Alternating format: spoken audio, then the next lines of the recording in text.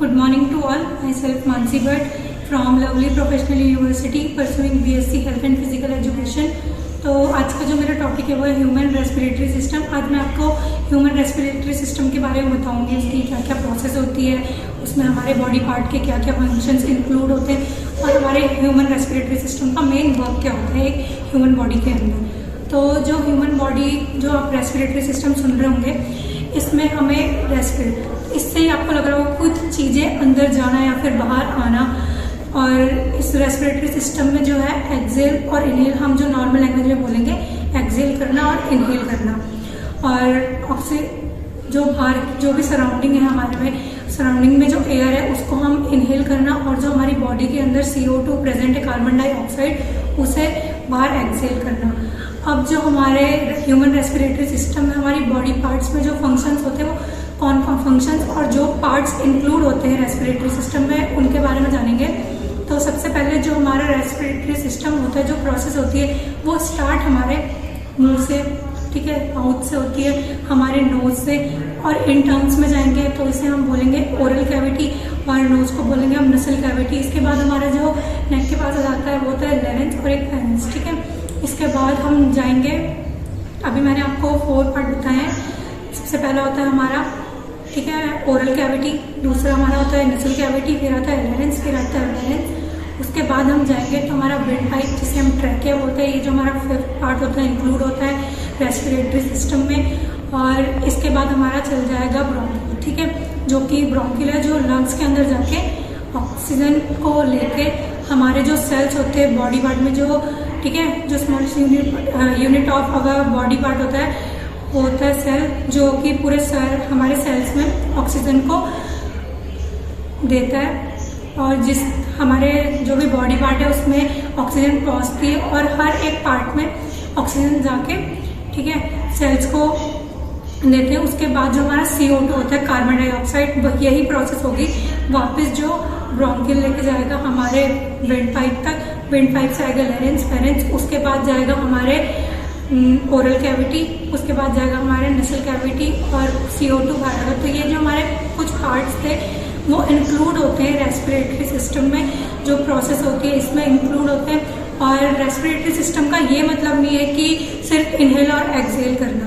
Respiratory system ये है कि जो हमारा एयर है उसको एक्सहेल इनहेल करना, और जो अंदर है ऑक्सीजन हमारे जो ब्रोंकिल लेके जाती है एयर को, वो जो हमारी बॉडी हमारे सेल्स को देती है, वो हमारे हर एक बॉडी पार्ट तक पहुंचना, हमारे ब्लड सेल्स तक पहुंचना, जो ऑक्सीजन, ये मेन वर्क होता है रेस्पिरेटरी सिस्टम का। ये नहीं कि सिर्फ हमने ऑक्सीजन ले ली और इनहेल करा और एक्सहेल करा, नहीं। जो भी हम ऑक्सीजन ले रहे, एयर ले रहे हैं अपने सराउंडिंग से, वो एयर ऑक्सीजन अंदर जाके हमारे जो बॉडी सेल्स हैं, हमारे पूरे बॉडी पार्ट्स तक जाए, ये मेन वर्क होता है। अब हम बाय पिक्चर मैं आपको पूरा समझाऊंगी कि क्या प्रोसेस होती है, और parts with the help of picture आपको पार्ट दिखाऊंगी।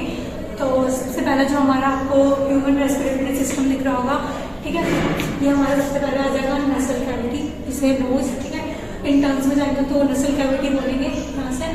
फिर उसके बाद हमारा आ जाएगा माउथ, जिसे हम ओरल कैविटी बोलते हैं। इसके बाद आएगा हमारा लेरेंक्स और फेरेंक्स आएगा यहाँ पे, इस वाले पोस्टर यहाँ पे आएगा।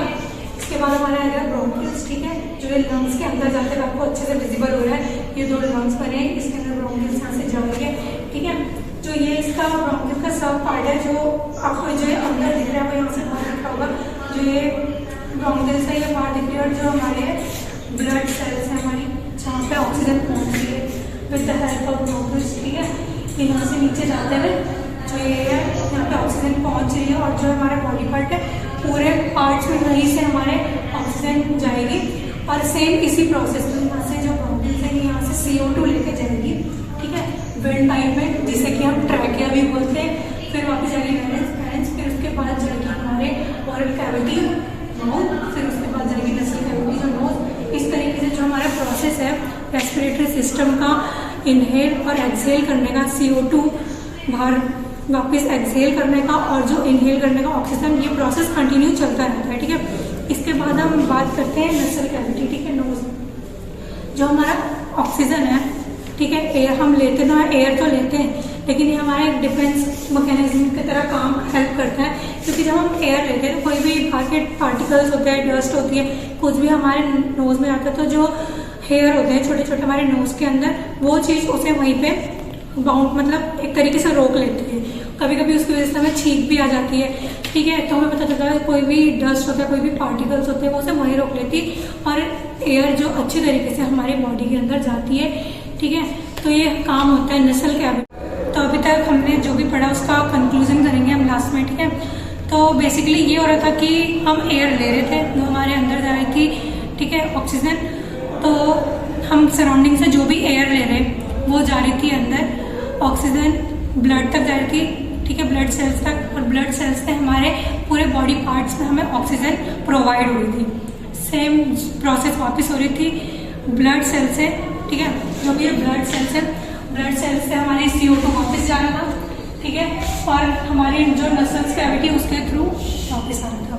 इसके बाद मैंने आपको एक बताया था जो हमारा डिफेंस मैकेनिज्म, जिसकी हेल्प से हमें पता चलता है अगर हमारे छोटे पार्टिकल्स या फिर डस्ट या फिर कोई बहुत छोटा पार्टिकल्स हो वो हमारे नोज में घुसे या फिर हमें सेंस फील होता है, तो हमें तुरंत पता चल जाता है कि चलो वो तो छोटा पार्टिकल है, वो वहीं रुक जाता है, वो उसे वहीं रोक लेता है।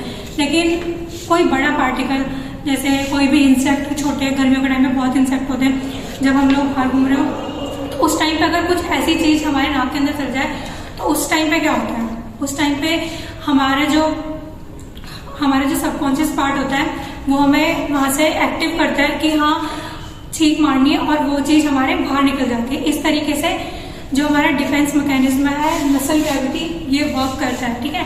तो आज हमने सारा ये जो है रेस्पिरेटरी ह्यूमन सिस्टम हमने कंक्लूड करा। इसमें मेनली मैंने आपको बताया कि हम सराउंडिंग से एयर लेते हैं, ठीक है, इनहेल करते हैं, और जो CO2 होता है वो बाहर एक्सहेल होता है, और एक डिफेंस मैकेनिज्म बताया नसल कैविटी जिसका बहुत बड़ा रोल होता है रेस्पिरेटरी सिस्टम में। आई होप आपको ये सब समझ आया होगा।